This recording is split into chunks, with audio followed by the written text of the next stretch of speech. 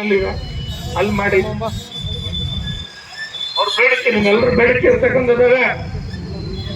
ಇಲ್ಲ ನೀವು IB-ದಲ್ಲಿ ಮಾಡ್ತೀರಾ ಮಾಡಿ, ಇಲ್ಲ KEB ಜಾಗದಲ್ಲಿ ಮಾಡ್ತೀರಾ ಮಾಡಿ. ಅದು ಬಿಟ್ಟು ಯಾರು ಜಾಗ ಕೊಡೋರು ದಾನ ಕೊಡೋರಿಲ್ಲ. ಯಾರಾದ್ರೂ ಕೊಟ್ಟವ್ರಲ್ಲಪ್ಪ ದಾನನ? ಸಿಟಿನಲ್ಲಿ ಒಂದೊಂದು ಎಕರೆ 10 ಕೋಟಿ ರೂಪಾಯಿ ಬೆಲೆ ಬಾಳ್ತಕ್ಕಂಥ ಜಾಗನ ಯಾರ ದಾನ ಕೊಡಕ್ಕಾಗ್ತದ? 7 ಸಾರಿ ನೀನು MLA ಮಾಡೋರು ನೀನೇ ಕೊಡ್ಬೇಕಾರೆ ಒಂದು 10 ಕೋಟಿ ರೂಪಾಯಿ ಕೊಟ್ಟು ಒಂದು ಜಾಗ ಖರೀದಿ ಮಾಡಿಕೊಡು. ನಾನೇನಾದ್ರೂ 7 ಸಾರಿ ಮಾಡಿದ್ರೆ ನಾನೇ ಖರ್ಚು ಬಿಡ್ತಿದ್ದೇವೆ.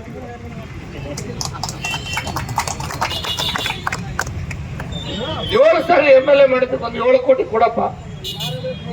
ಈ 3 ವರ್ಷದಲ್ಲಿ ನಿಮ್ ದತ್ತು ಮಗನ ಬಿಟ್ಟು 100 ಕೋಟಿ ಲೂಟಿ ಹೊಡೆದಿದೆಯಲ್ಲ, ಅದ್ರಲ್ಲೊಂದು 10 ಕೋಟಿ ಕೊಡು. ಅದು ಬಿಟ್ಟು ಅವ್ರು ಹೇಳಿಕೆ ನೋಡಿದ ನನ್ನ ಪತ್ರಿಕೆಯಲ್ಲಿ ಏನಂತ ಹೋರಾಟವನ್ನ ಮುನ್ನಡೆಸ್ಕೊಂಡು ಬರ್ತಿರ್ತಕ್ಕಂಥ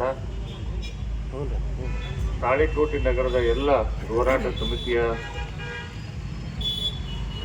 ಮುಖ್ಯಸ್ಥರ ಪ್ರಮುಖರ ಈ ಹೋರಾಟದಲ್ಲಿ ಪ್ರತಿನಿತ್ಯ ಕಳೆದ 21 ದಿನಗಳಿಂದ ಭಾಗವಹಿಸಿ ಬೆಂಬಲವನ್ನು ವ್ಯಕ್ತಪಡಿಸಿರ್ತಕ್ಕಂಥ ತಾಳಿಕೋಟೆ ನಗರದ ಎಲ್ಲ ಸಮುದಾಯಗಳ ಭಾಗವಹಿಸಿದ ಎಲ್ಲ ಸಂಘಟನೆಗಳ ಮುಖಂಡರುಗಳ ಕಾರ್ಯಕರ್ತರ ಪ್ರಮುಖರ ಇಲ್ಲಿ ಭಾಗವಹಿಸಿರ್ತಕ್ಕಂಥ ನನ್ನ ಜೊತೆ ಆಗಮಿಸಿರ್ತಕ್ಕಂಥ ನಮ್ಮ ಭಾರತೀಯ ಜನತಾ ಪಕ್ಷದ ಎಲ್ಲ ಮುಖಂಡರುಗಳ ಮತ್ತು ಹೋರಾಟ ಸಮಿತಿಯ ನಿರಂತರವಾಗಿ 21 ದಿನ ಹೋರಾಟವನ್ನ ಮುಂದುವರಿಸಿಕೊಂಡು ಬಂದಿರತಕ್ಕಂಥ ಹೋರಾಟ ಸಮಿತಿ ಎಲ್ಲ ಮುಖಂಡರುಗಳ, ಮಾಧ್ಯಮದ ಸ್ನೇಹಿತರೆ, ಸಾರ್ವಜನಿಕ ಬಂಧುಗಳೇ, ಬಹಳ ದುರ್ದೈವ ಇದೆ. ಬಹುಶಃ ಎಲ್ಲೂ ಕೂಡ ಯಾವ ತಾಲೂಕಿನಲ್ಲೂ ಕೂಡ ಈ ರೀತಿ ಮಿನಿ ವಿಧಾನಸೌಧ ನಿರ್ಮಾಣಕ್ಕಾಗಿ ಮಂಜೂರಾತಿ ಮಾಡ್ರಿ ಅಂತ ಹೋರಾಟ ಮಾಡಿದ್ದನ್ನು ನಾವು ಕೇಳಿದ್ವಿ. ಮಂಜೂರಾತಿ ಆಗಿದ್ದನ್ನ ನಮ್ಮೂರಲ್ಲೇ ಮಾಡ್ರಿ ಅಂತ ಹೇಳಿ ಹೋರಾಟಕ್ಕೆ ಕುಂತಿರ್ತಕ್ಕಂಥದ್ದು ಬಹುಶಃ ಕರ್ನಾಟಕದ ಇತಿಹಾಸದಲ್ಲಿ ತಾಳಿಕೋಟೆನ ಮೊದಲು ಅಂತ ನನಗನ್ನಿಸ್ತದೆ. ಇಷ್ಟು ಬಹಳ ದುರ್ದೈವ, ಬಹಳ ನೋವಿನ ಸಂಗತಿ.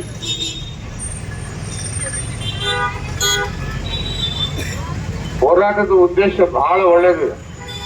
ಇಲ್ಲಿ 2 ಮಾತು ಇಲ್ಲೇ ಇಲ್ಲ. ಮತ್ತು ಹೋರಾಟ ಮಾಡ್ತಕ್ಕಂಥವ್ರು ಯಾರೂ ಕೂಡ ಒಂದು ಪಕ್ಷಕ್ಕೆ ಸೀಮಿತವಾದವರಿಲ್ಲ ಮತ್ತು ಯಾವುದೇ ರಾಜಕೀಯ ದುರುದ್ದೇಶ ಇಟ್ಕೊಂಡು ಇಲ್ಲಿ ಹೋರಾಟ ನಡೀತಾ ಇಲ್ಲ. ಈ ಹೋರಾಟದಲ್ಲಿ ಎಲ್ಲಾ ಪಕ್ಷದ ಮುಖಂಡರುಗಳಿದ್ದಾರೆ. ಬಹುತೇಕ ಆಡಳಿತ ಪಕ್ಷದ ಪ್ರಮುಖರು ಬಹಳ ಜನ ಇದ್ದಾರೆ.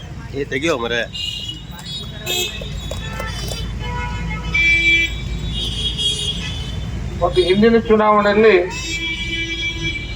ಮಾನ್ಯ ನಾಡಗೌಡರು MLA ಆಗ್ಬೇಕು ಅಂತೇಳಿ ಕಷ್ಟಪಟ್ಟು ಹೋರಾಟ ಮಾಡಿದವರು ಬಹಳ ಜನ ಈ ಹೋರಾಟದಲ್ಲಿ ನೇತೃತ್ವ ವಹಿಸ್ಕೊಂಡವ್ರು ಇದ್ದಾರೆ. ನಾನು ಮೊದಲು ಸ್ವಲ್ಪ ಕನ್ಫ್ಯೂಷನ್ ಆಯ್ತು ನನಗೆ, ಇದುದೇ ಬಿಡ್ತೀನಿ. ನನಗೆ ಮುರಾಳವ್ರು ಬಂದ ತಕ್ಷಣ ನನ್ನ ಮೇಲೆ ಸಿಟಿಗೆ ಬಂದ ಕೇಳಿದ್ರು, ಏನ್ರಿ ನಾನು ಅಂದೆ, ನನಗೆ ಸ್ವಲ್ಪ ಕನ್ಫ್ಯೂಷನ್ ಇತ್ತು ಅಂದ್ರೆ.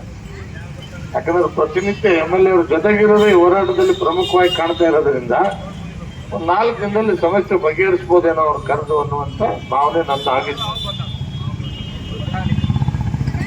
ಮತ್ತು ಸಾರ್ವಜನಿಕರಿಗೆ ಒಳ್ಳೆ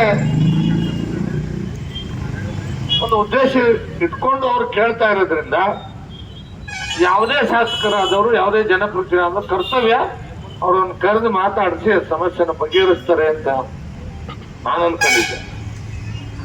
ಮತ್ತೆ ಅವ್ರ ಗಮನಕ್ಕೆ ಬರ್ದೇನೆ ಏನೋ ಆ ಜಾಗ ಕೊಡುವಂಥದ್ದು ಏನಾದರೂ ಆಗಿರ್ಬೋದೇನೋ, ಅದನ್ನ ಆಗಿರ್ತಕ್ಕಂಥ ತಪ್ಪನ್ನ ಸರಿಪಡಿಸ್ತಾರೆ ಅಂತಕ್ಕಂಥದ್ದು ನನ್ನ ಅಭಿಪ್ರಾಯ ಆಗಿದೆ.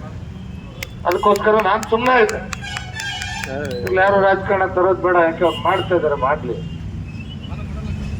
ನಾನು ಇಲ್ಲಿ ನಡೀತಕ್ಕಂಥ ವಿಷಯಗಳನ್ನ ತಿಳ್ಕೊಂತ ಇದ್ದೆ. ಆದ್ರೆ ಬರ್ತಾ ಬರ್ತಾ ಹೋರಾಟ ಗಟ್ಟಿ ಆಗ್ತಾ ಇದೆ.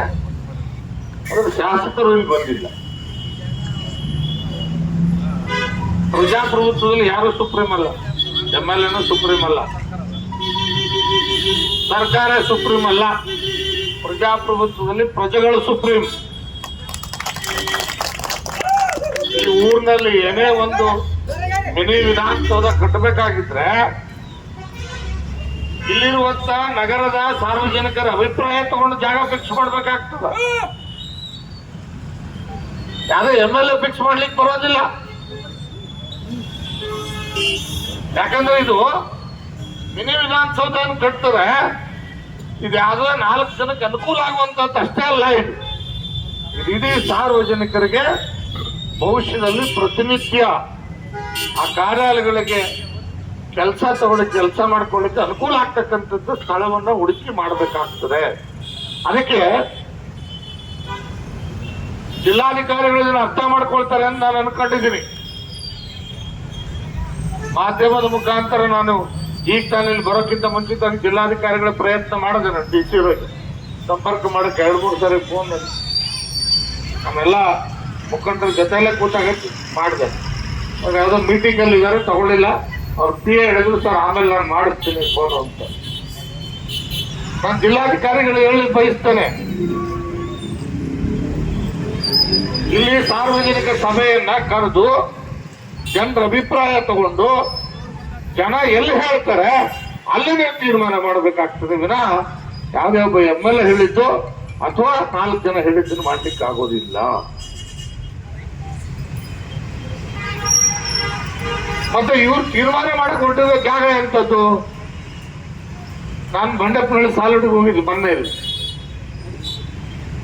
ಅಲ್ಲೊಬ್ರು ತೀರ್ಕೊಂಡಿದ್ರು, ಮಣ್ಣಿಗೆ ಹೋಗಿದ್ದೆ ನಾನು. ಮತ್ತೆ ಎಲ್ಲಾರು ಹೇಳ್ತಾ ಇದ್ರು 3 ಕಿಲೋಮೀಟರ್ 2 ಕಿಲೋಮೀಟರ್ ಎಷ್ಟಾಗ್ತದೆ ಅಂತ. ನನ್ನ ಡ್ರೈವರ್ ಹೇಳಿದೆ, ಕರೆಕ್ಟ್ ಆಗಿ ಕಿಲೋಮೀಟರ್ ಹಾಕಿ ಅಲ್ಲಿಂದ ಎಷ್ಟಾಗುತ್ತೆ ನೋಡೋಣ. ಕರೆಕ್ಟ್ ಆಗಿ 7 ಕಿಲೋಮೀಟರ್ ಹಾಕಿ ಹೋಗ್ತಾ ಬರ್ತಾ ಸ್ವಲ್ಪ ಜಾಸ್ತಿನೇ ಆಗತ್ತೆ. ಒಳಗಡೆ ಮೇನ್ ರೋಡಿಗೆ ಮೇಲೆ ಮತ್ತೆ ಒಳಗಡೆ ಏನಾರು ಹೋದ್ರೆ ಇನ್ನೊಂದು ಅರ್ಧ ಕಿಲೋಮೀಟರ್ ಜಾಸ್ತಿ. 7 ಕಿಲೋಮೀಟರ್. ಬಹುಶಃ ಯಾವ ಊರಲ್ಲಿ ಕೂಡ ನಗರದ ಜನ ಇದೆಯಾ? ಇಲ್ಲ. ಏನಿದೆ ಅಡವಿ, ಅದು ಮೈಲೇಶ್ವರ ಊರ್ ಪಕ್ಕನೇ ಒಂದು ಹೊಲ ಬಿಟ್ರೆ ನೆಕ್ಸ್ಟ್ ಹೊಲನೇ ಇರ್ತಕ್ಕಂಥ. ಅಲ್ಲೇ ಮಾಡ್ಬೇಕು ಅಂತ ಯಾಕಿತ್ತು? ನಾನು MLA ಅವ್ರಿಗೆ ಕೇಳಲಿಕ್ಕೆ ಬಯಸ್ತೇನೆ, ನಾಡಗೌಡರಿಗೆ. ಯಾಕೆ ಜಿತ್ತು ನಾಡಗೌಡ್ರೆ ನಿಮ್ಗೆ ಅಲ್ಲೇ ಮಾಡ್ಬೇಕು ಅಂತ? ಏನ್ ಸ್ವಾರ್ಥ ನಿಮ್ದಲ್ಲಿ? ಪ್ರಶ್ನೆ ಬರ್ತದಿಲ್ಲ ಎಲ್ಲರಿಗೂ. ಆಯ್ತಪ್ಪ, ಸಾರ್ವಜನಿಕರಿಗೆ ಎಲ್ಲಿ ಒಳ್ಳೇದಾಗತ್ತೆ ನೋಡಿ, ಎಲ್ಲಾರು ಕೇಳಿ ಎಲ್ಲಾರು ಚರ್ಚೆ ಮಾಡಿ ಎಲ್ಲಿ ಅನುಕೂಲ ಆಗುತ್ತೆ ಅಲ್ಲಿ ಮಾಡೋಣ ಅಂತ ಅನ್ನೋದ್ಬಿಟ್ಟು ಅಲ್ಲೇ ಮಾಡ್ತೀನಿ ಅಂತ ಅದಕ್ಕೆ ಯಾಕೆ ಬಂದಿದ್ದಾರೆ ಅವರು? ಹಿಂದಿನ ಉದ್ದೇಶ ಏನು?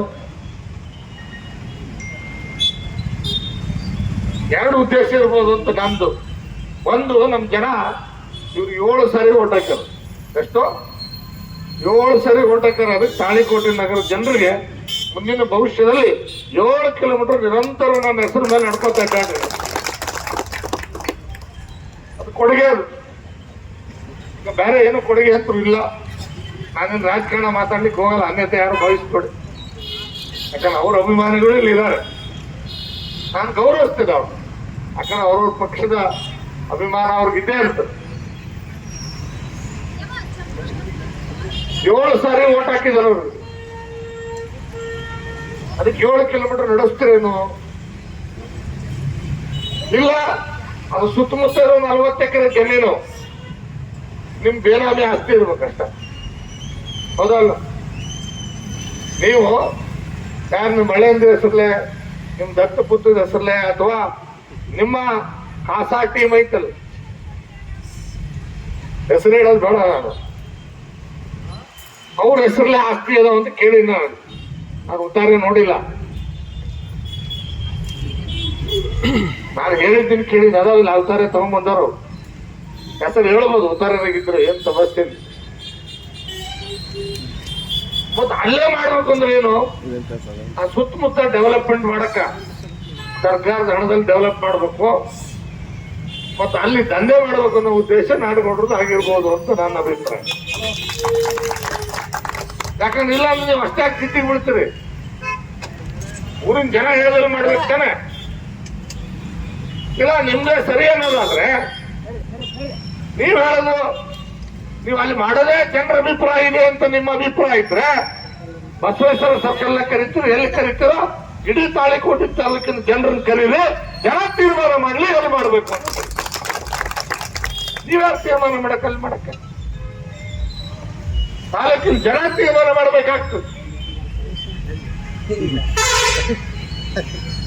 ಅಲ್ಲಿ ಯಾರೋ ಆಸ್ತಿಗಳು ತಗೊಂಡು ಮತ್ತೆ ಎಷ್ಟು ಚಂದ ಬಿಡುಗಡೆ ಮಾಡ್ಯಾರಂದ್ರ ನಮ್ಮ ತಹಸೀಲ್ದಾರ್ ಆಫೀಸ್ಗಳು DC ಆಫೀಸ್ ಹೆಂಗ್ ಕೆಲಸ ಮಾಡೋದು ಅಂತ ಗೊತ್ತಿಲ್ಲ. ಸಾರ್ವಜನಿಕರು ಏನ್ರ ತಗೊಂಡೋಗಿ ನಾವು ಒಂದು ಅರ್ಜಿ ಕೊಟ್ರ 15 ದಿವಸ ಅದು ಲೆಟರ್ ಇಲ್ಲಿಂದ ಇನ್ನೊಂದು ಕಚೇರಿಗೆ ಹೋಗುತ್ತೆ. ಹೌದಲ್ಲ? ಇಲ್ಲಿ ಹಂಗಿಲ್ಲ, ಒಂದೊಂದು ದಿನದಾಗ ಹೋಯ್ತು. ಒಂದೇ ದಿನ ಇವತ್ತು ಅರ್ಜಿ ಕೊಟ್ಟನ ಏನಂತ, ನಾ 2 ಎಕರೆ ದನ ಕೊಡ್ತೀನಂತ. ಮರದಿವ್ಸ ಮುಂಜಾನೆ ತಹಸೀಲ್ದಾರ್ ಅಪ್ರೂವ್ ಮಾಡಿ ಎಲ್ಲಿ ಕಳಿಸ್ತಾನೆ, DC ಕಳಿಸ್ತಾನೆ.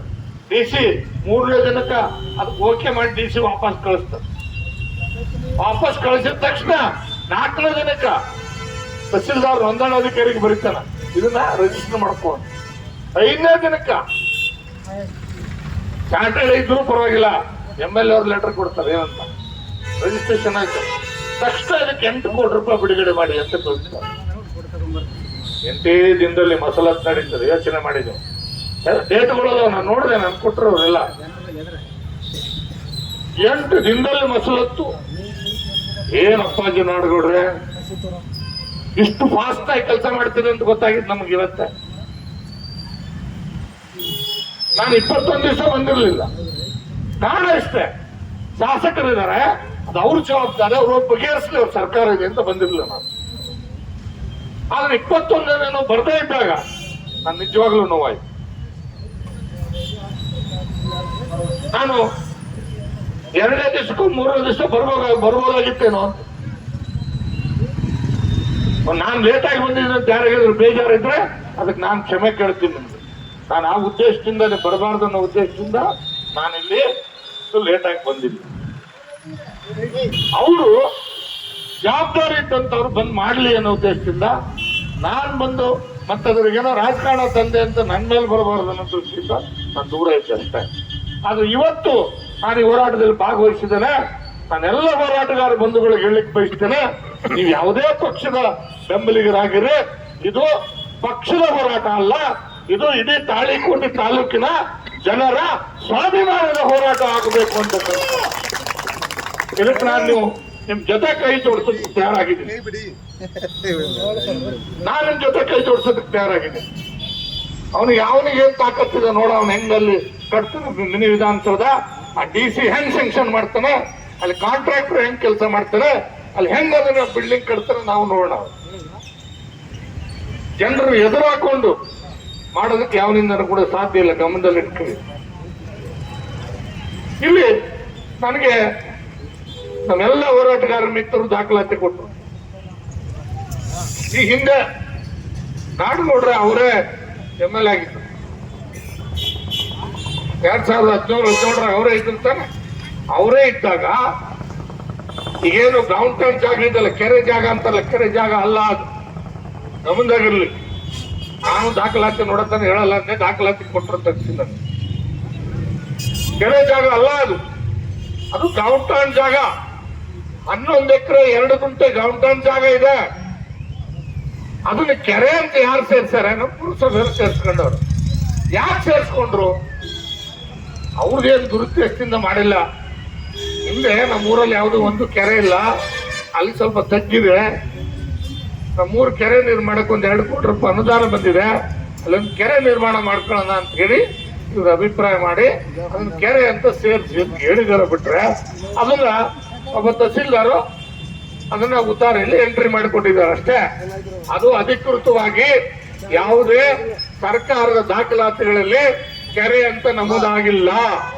ಅದು ಪಂಚಾಯತಿ ಕೆರೆನೂ ಅಲ್ಲ, ಪುರಸಭೆ ಕೆರೆನೂ ಅಲ್ಲ, ಜಿಲ್ಲಾ ಪಂಚಾಯತಿ ಕೆರೆನೂ ಅಲ್ಲ, ಅಥವಾ ರಾಜ್ಯದ ಯಾವುದೇ ಸಣ್ಣ ನೀರಾವರಿ ಕೆರೆನೂ ಅಲ್ಲ.